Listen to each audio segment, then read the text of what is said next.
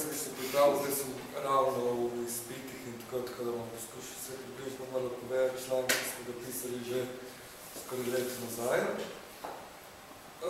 No, jaz sem v bistvu nakratko bi rad predstavil samo temeljne izhodišča, ki sem jih ubral, pač izhajal sem, moj članek v bistvu govori o neki kulturni posredovanosti, preprosto našega razumevanja sveta, vsega, ne, recimo zdaj tukaj kulturo nisem uporabil na tak način kot Luka. V bistvu moj namen je bil uporabiti kulturo bolj v načinu, v nekem ontološkem, osebnem, eksistencialnem načinu, eksistencialnem pomenu. Torej, iz dejstva, recimo, človekove, kot človek, recimo, se rodi, njegovo temeljno je njegovo odprtost do sveta, ki pa zaradi njegove nedoločnosti, kot se reče, ni kot živalko, ko pride na svet, recimo, že ve, že biva v svetu, že ve, kaj je znotraj sveta. Človek je, recimo, temu nedonošen. Torej, sam ne more preživeti, sam ne more hoditi, sam preprosto ne more nič. Ne. Je zaznamovan z manjko biti, kot se tam reče, tako filozofsko. In eden izmed načinov, temeljni njegov način, kako on pristopa ven do sveta, no, poleg, recimo, pustimo zdaj te psihoanalitske zadeve z materjem in vse te, je ravno pač njegov vstop v jezik. Ne. Vstop v jezik je temeljen, da recimo njegova nedonošnost, ki ima naravi, pač, da se lahko znajde v svetu. Ne. To je recimo ena pot, ki jo pride in zdaj ta vhod v jezik pa ni recimo temu, kot se ga rado prikazuje, zgolj neko praktično zadevo. Ne. Je ena pomembna zadeva, v katero se človek ne vidi zgolj, recimo, znanje, poimenuje, praktično poimenuje znanje svet, ampak predvsem sebe razumeva znotraj tega sveta.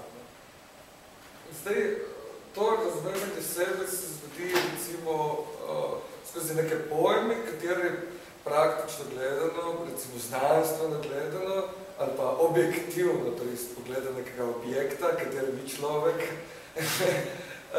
ne pomenijo praktično nič. Ne. Recimo neki pojmi, kot so svoboda, in to pa tudi neki pojmi, kot so lastni jaz.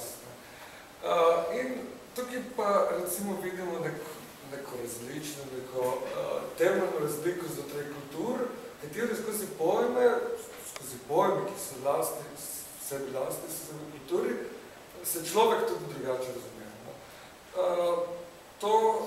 Zakaj je to pomembno? No, tukaj sem jaz zdaj izpostavil dve, dokaj tako ločeni, ne, sem mislil in se hotel pokazati kot bistveno ločeni kulturi, ne, kateri so, seveda, kot jaz del te kulture, sem jih pomenoval temu primerno, no, so na eni strani pač to krščanstvo, kateri lahko rečemo kultura semitskega izvora, na drugi strani pa poganstvo, no, to, kar je svetopismo in naprej krščanstvo poimenovalo kot pogansko kulturo.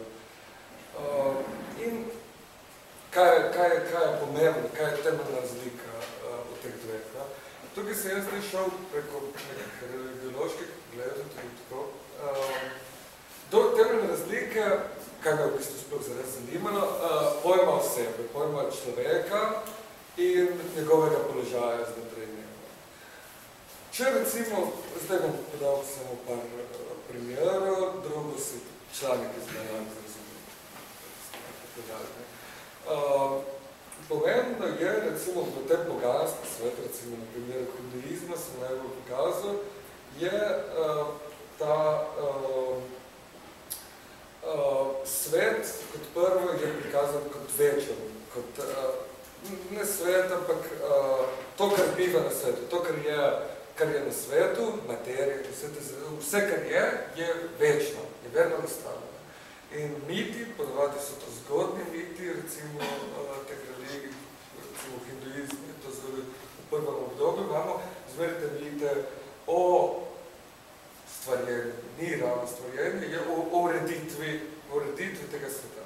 Imamo kaos in ta ureditev ustvari nek kozmos, neko urejeno celoto.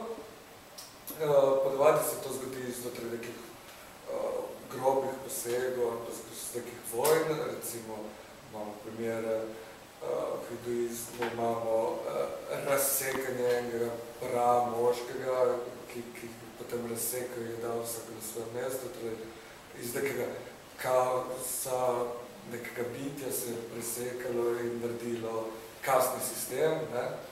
Imamo primere borb, ki ustvarjajo nek kozmos, ki potem pride do recimo nekega, ki je v bistvu božanskega izvora. Ta kozmos je po eni strani recimo lahko čisto družbeni, ne? Recimo, to imam, če pogledamo že, sem Sokratov pogled, recimo na družbo je to, ne, da on sprejme krivico, ker bi za njega bilo to, da ne bi sprejel, da bi potekal smrtni kazni, preprosto razbitje, neko nasilje nad družbo. Ne.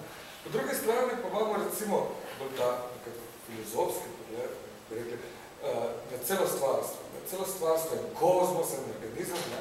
To recimo danes poslušamo ogromno tega. Vsi smo en organizem, vse ima svoje posledice, koliko redne ti, ne. Posebno imamo recimo, zdaj sem bral pred kratkim eno knjigo tega Američana o Yin-Yangu, ne, in pravi, da človek zaradi tega, ne vem, ker preveč kadi ustvarja vojno v Iraku, ne. Ta celotna povezanost, ker vsak dejanje proti vojni ni nek pacifizem, ampak preprosto, da jaz umirim, razmišljam o tej vojni, probam zgraditi tam spore, ne, pa znotraj sebe.